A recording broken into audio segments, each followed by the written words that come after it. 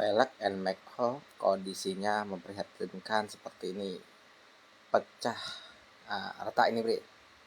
Masih bisa diperbaiki, jadi jangan ganti atau beli baru.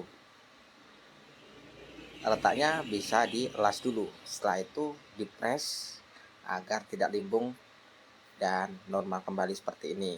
Jadi cari bengkel yang bisa memperbaiki velg yang pecah. Jangan buru-buru dikiloin.